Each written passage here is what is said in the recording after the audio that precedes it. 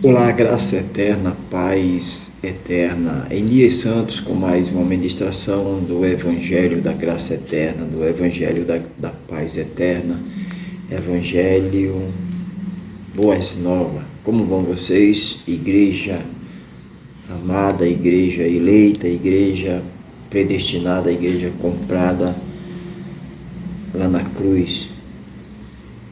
Estamos bem, né? Quem está em Cristo, tudo se fez novo, as coisas velhas já passaram. Estamos em Cristo, já reinamos, espiritualmente já estamos curados, espiritualmente já estamos sarados, espiritualmente estamos completos, porque tudo que Jesus Cristo fez na cruz foi para sempre. Tudo que o homem faz é paliativo, passageiro, é transitório, mas tudo que um Deus faz, o único Deus, é para sempre. Então ele já salvou para sempre. Ele não está salvando porque ele não está na cruz. Ele já venceu a morte, venceu a cruz. Então ele já salvou, ele já santificou, ele já purificou. Vamos orar, daqui a pouquinho estaremos retornando. Maravilhoso conselheiro, Deus forte, Pai da eternidade, usa-me como o Senhor sempre tem feito. Usa minhas pregas vocais, minha mente, minha vida. Usa-me para a tua honra, para a tua glória e para o teu louvor.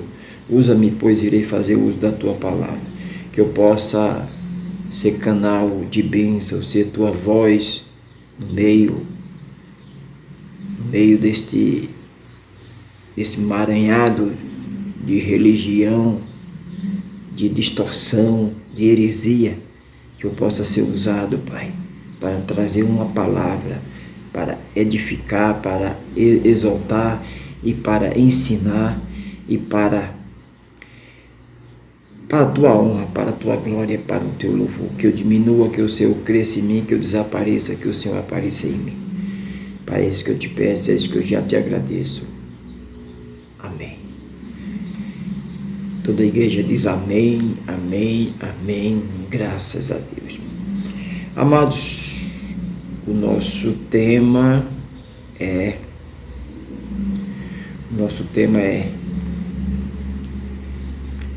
espiritualmente curados, espiritualmente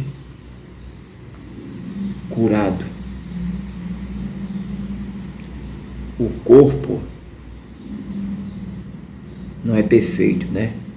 Esse corpo, ele é corruptível, esse corpo ele não se converte, né? Esse corpo, ele veio do pó, para o pó vai voltar, mas espiritualmente estamos curados, espiritualmente estamos sarados, espiritualmente estamos perfeitos. O que é que está perfeito? O espírito. A carne não tem perfeição. Ah, pastor, eu quero me casar, mas quero um homem perfeito. Você vai morrer titia. Porque se você encontrar um homem perfeito, você vai estragar ele.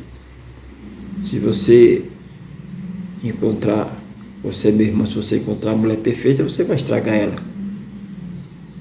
Porque ninguém é perfeito. Essa carne não tem perfeição. Essa carne é corruptível, ela se corrompe. Mas o espírito, ele é perfeito. Nós já temos esse corpo, né? Só não está conosco um corpo incorruptível igual ao do nosso Deus. Mas nós só vamos tomar posse dele quando esse corruptível descer a sepultura. Não pode habitar dois corpos, né? Então o corruptível vem do pó, para o pó vai voltar, e nós receberemos o incorruptível igual ao do nosso Deus. Amém? É assim ele prometeu, né? Então, e aí reinaremos com ele eternamente. Amém?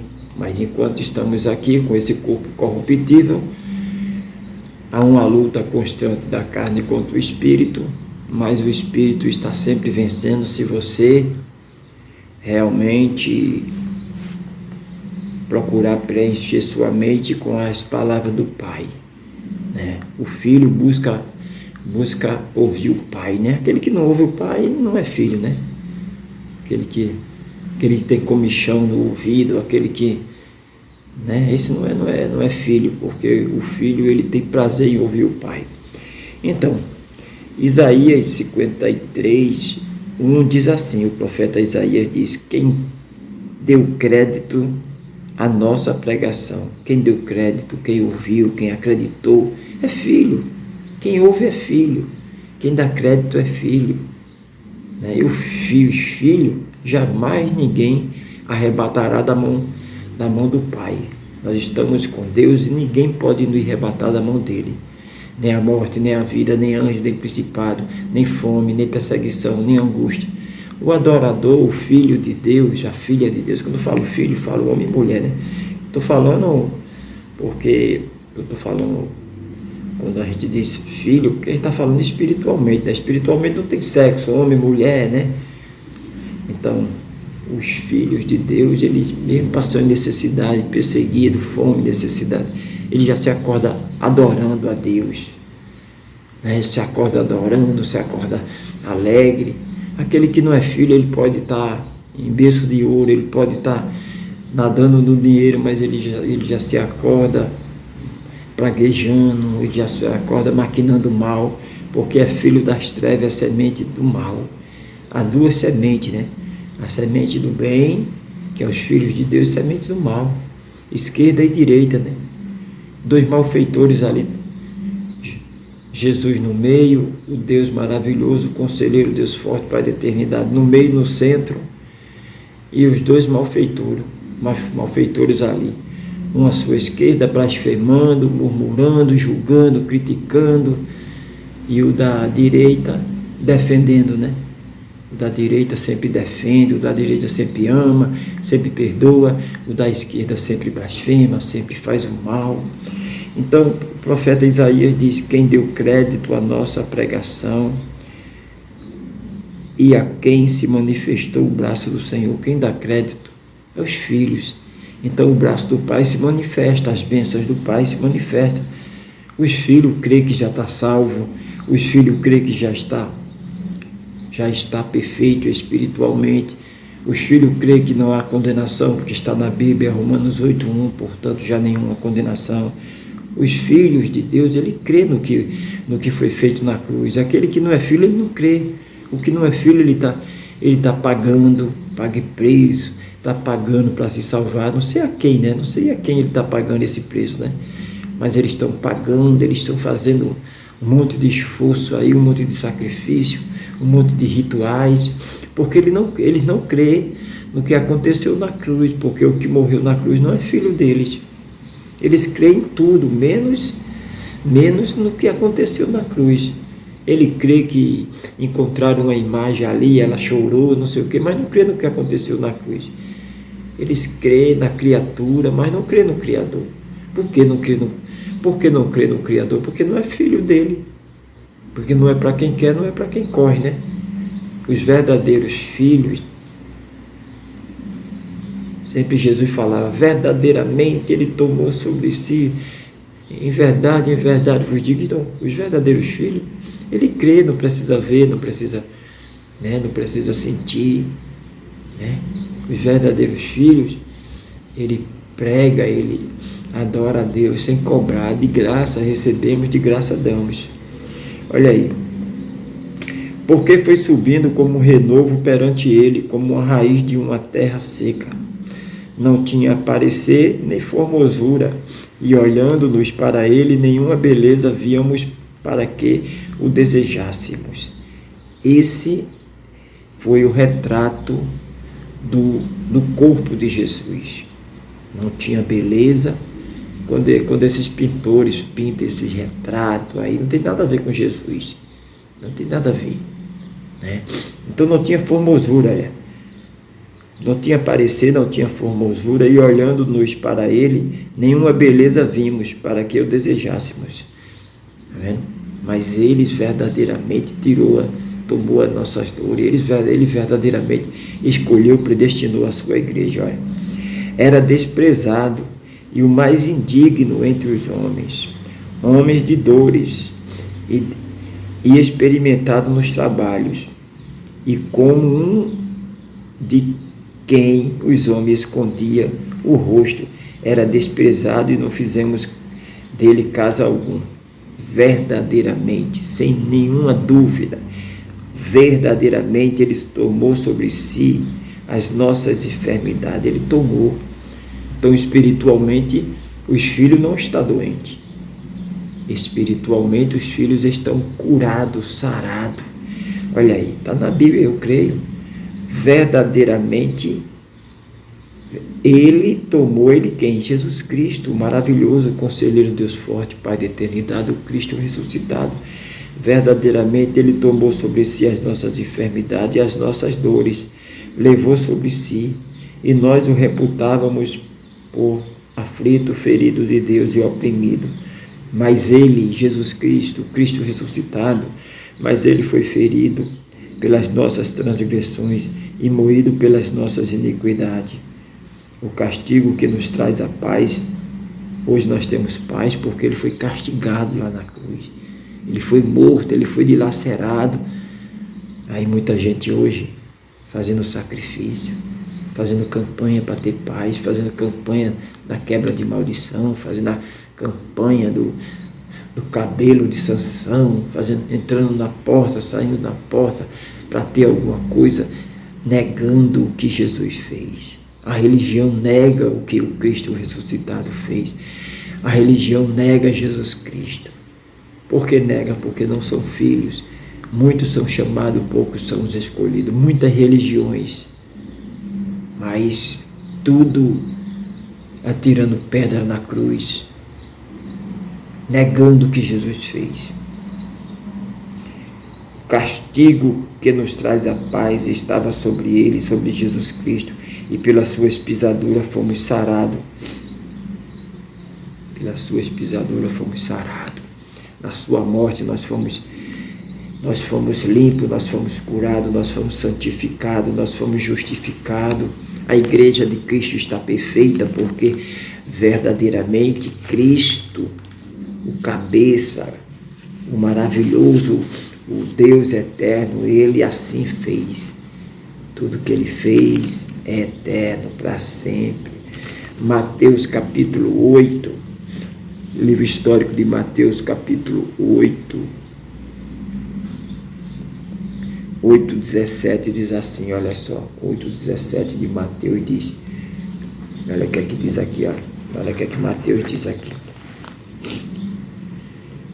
Para que se cumprisse o que foram dito pelo profeta Isaías, que diz, ele tomou sobre si, Mateus está dizendo aqui a mesma coisa que Isaías profetizou, olha aí, para que se cumprisse o que fora dito pelo profeta Isaías, que diz, Ele tomou sobre si as nossas enfermidades, Ele tomou e eu creio.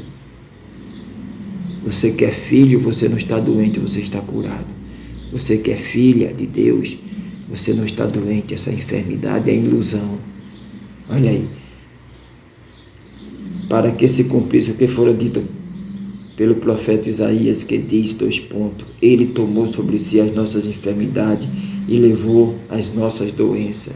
Eu creio que Ele levou da carne, a doença da carne, a doença dos ossos, a ansiedade, o medo, a depressão não está no teu corpo, porque quem habita no teu corpo é o Espírito de Deus. Nós somos a igreja dele, é templo e morada do Espírito Santo. Olha o que é que Paulo diz aqui, na segunda carta do apóstolo Paulo, segunda carta do apóstolo Paulo à igreja de Coríntios. A igreja de Coríntios era uma igreja que sempre dava trabalho, né? Porque havia saído do judaísmo, mas ainda havia alguém infiltrado ali querendo colocar os rituais, as práticas judaicas, os memoriais, né? Como hoje a gente vê, né? Hoje a gente vê que não há evangelho natural, há judaísmo, né? Olha só, carta do apóstolo Paulo, segunda carta à igreja de Coríntios, capítulo 4, versículo 10, diz assim, olha só. Trazendo sempre por toda parte a mortificação do Senhor Jesus. trazendo sempre por toda parte a mortificação do Senhor Jesus, no nosso corpo, para que a vida de Jesus se manifeste também em nossos corpos. A vida de Jesus se manifeste no teu corpo, no corpo da igreja. Nós estamos aqui na terra ainda, temos esse corpo corruptível, passamos por luta, como ele mesmo disse, no mundo teremos aflições, mas a vida de Jesus se manifestar na tua vida, a alegria dele, a paz dele, que venha cada dia se manifestar. Efésios capítulo 3, carta do apóstolo Paulo aos Efésios capítulo 3, verso 20, diz assim, olha: ora, aquele que é poderoso para fazer tudo, muito mais abundantemente, além daquilo que pedimos ou pensamos, segundo o poder que em nós opera. Então ele é poderoso para fazer tudo e muito mais. Na vida dos filhos, da igreja, só é crer, irmão, não duvidar. Muitos preferem duvidar porque essa dúvida não veio de Deus, irmão. Aquele que duvida porque Deus não é seu pai, porque duvidar do pai, não. Nós sabemos que ele é fiel, pode passar o céu, pode passar a terra, mas as palavras do Senhor, as promessas do Senhor nunca há de passar. Olha, 1 Coríntios, voltando para a primeira carta do apóstolo Paulo à igreja de Coríntios, 1 Coríntios 6,19, olha, 6,19 diz assim, olha aí, ou não sabeis que o vosso corpo é templo do Espírito Santo, e que habita em vós é proveniente de Deus, e que não sois de vós mesmos. Então quem habita em nós não é a doença, não é a dúvida, não é a maldade, não é a inveja, é o Espírito de Deus, o Espírito da paz, o Espírito da santidade, o Espírito da alegria, É o Espírito de Deus. Ou não sabeis? Você não sabe? Está sabendo agora que quem habita em você é o Espírito Santo. É o Espírito Santo de Deus. Não saia correndo buscando o Espírito Santo. Venha buscar o Espírito Santo. Buscar o Espírito Santo aonde? Se ele já habita na sua igreja. Eu só não sou igreja, Uma abelha só não é uma colmeia, mas os irmãos reunidos, amando os filhos, é a igreja. Então o Espírito Santo habita na igreja. Amém? Nós somos templo e morada do Espírito Santo. Ou não sabeis que o vosso corpo é templo do Espírito Santo, que habita em vós é proveniente de Deus, e que não sois de vós mesmos? Porque foste comprado, a igreja foi comprada, os filhos foi comprado. Foste comprado por bom preço. Glorificai, pois, a Deus no vosso corpo e no vosso espírito, os quais pertencem a Deus. Temos que glorificar, temos que nos reunir, um culto racional, não para pular, para cair, para ficar falando grossonaria, para ficar com heresia, com profetada, com mentira, com adivinhação, adivinhando a calça da irmã, adivinhando a cueca do irmão, adivinhando a identidade, adivinhando o endereço. Isso é muita heresia, irmão? Não. Misticismo, tudo dessas práticas aí não condiz com o verdadeiro evangelho. A adivinhação não é de Deus, irmão. Paulo repreendeu o espírito daquela jovem que estava dando lucro aos seus senhores, adivinhando. Paulo repreendeu o apóstolo Paulo. Não de adivinhar, você está procurando adivinhação, saber como será teu futuro. Se você é filho, se você é filha de Deus, teu futuro vai ser de glória em glória, de vitória em vitória. Agora, se você não é filho, o que te espera não é bom, Não é bom. Olha só, carta do apóstolo Paulo aos Romanos capítulo 4,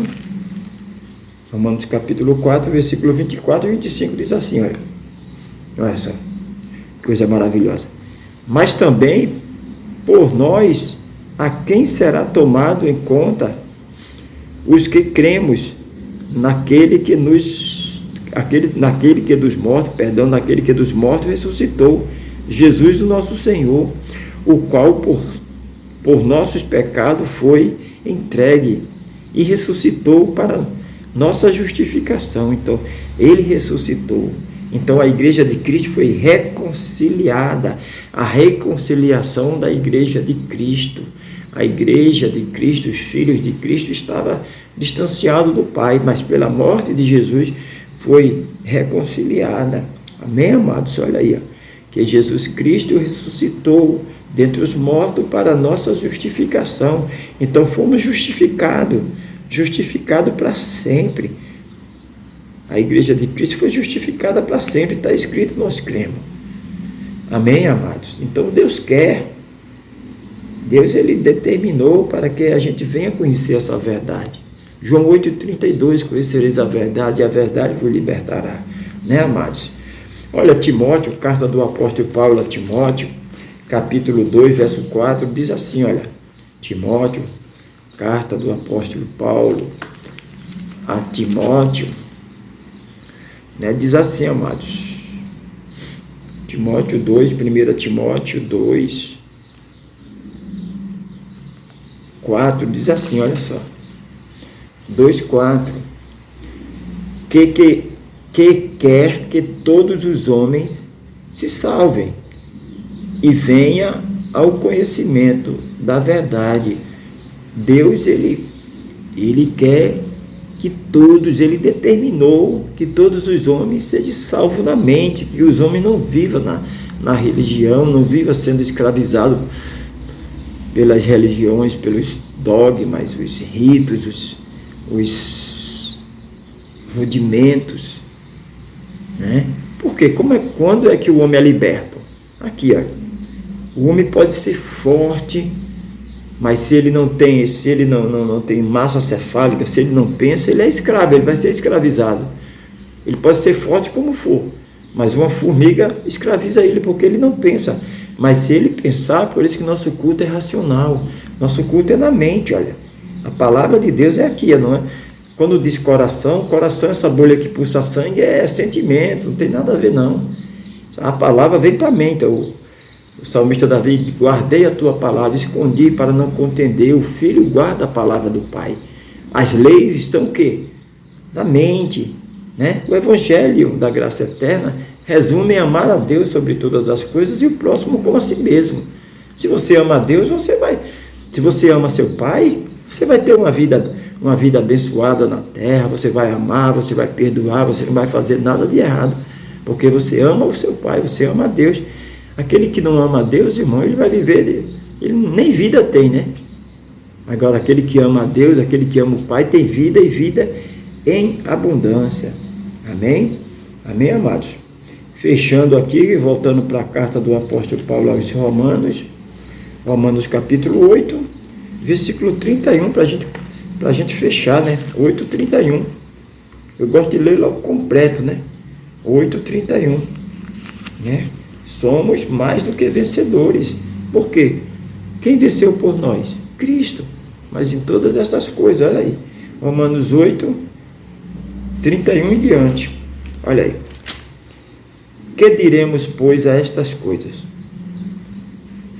Se Deus é por nós, quem será contra nós? Olha aí.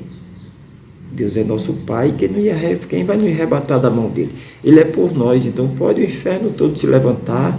O inferno que a gente fala é perseguição, né?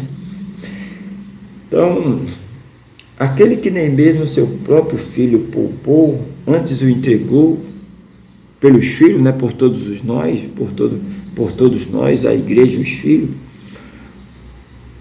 como nos não dará também com ele todas as coisas? Quem tentará acusação contra os escolhidos de Deus? Está vendo que é uma escolha?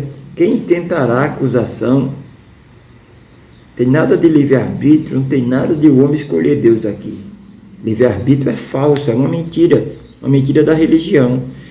Quem tentará aqueles que escolheram Deus? É assim que está escrito?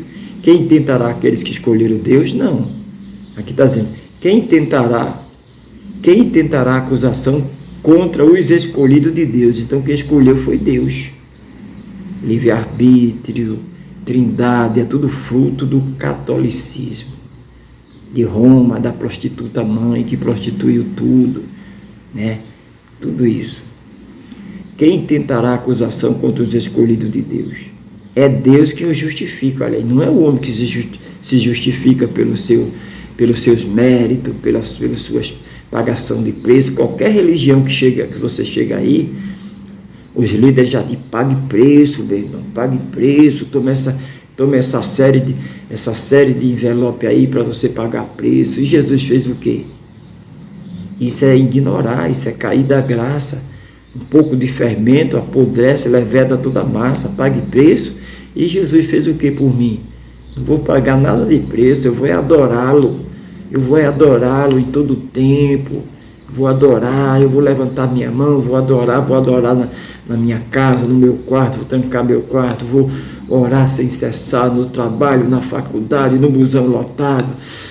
Amém? Aonde eu estiver, vou adorá-lo. Eu sou grato a Ele, é o maravilhoso conselheiro, Deus forte, Pai da eternidade. Quem tentará acusação contra os escolhidos de Deus?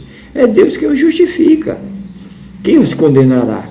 Pois é Cristo que morreu antes que ressuscitou dentre os mortos, o qual está à direita de Deus. Direita não quer dizer que tem uma trindade, que tem 3 deuses, uma direita, a esquerda. A direita é autoridade, é poder. Isaías viu um só Deus. No ano que morreu o rei Uzias, o profeta Isaías viu um só trono, um só Deus, não viu 3 deuses. Esse negócio é heresia, é tradicionalismo, né? Para desviar o homem do foco, do Deus maravilhoso, do conselheiro, Deus forte, Pai da eternidade. Jesus é Deus. Olha aí. Também intercede por nós.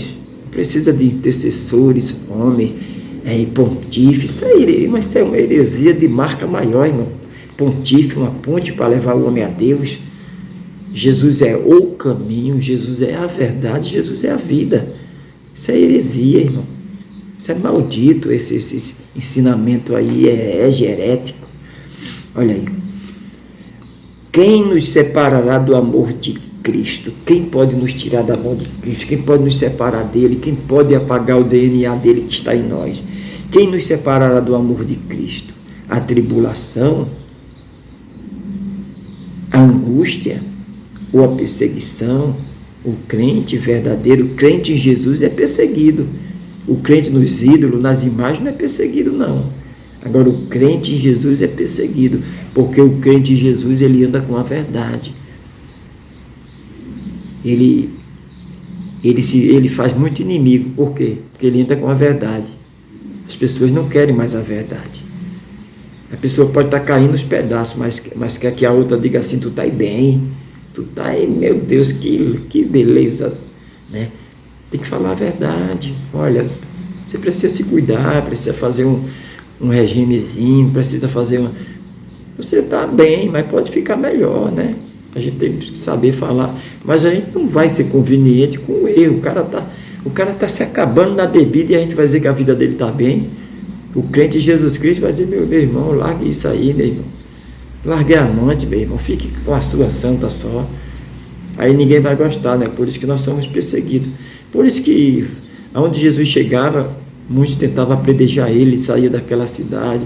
O próprio Estevão foi morto em praça pública por falar a verdade, né?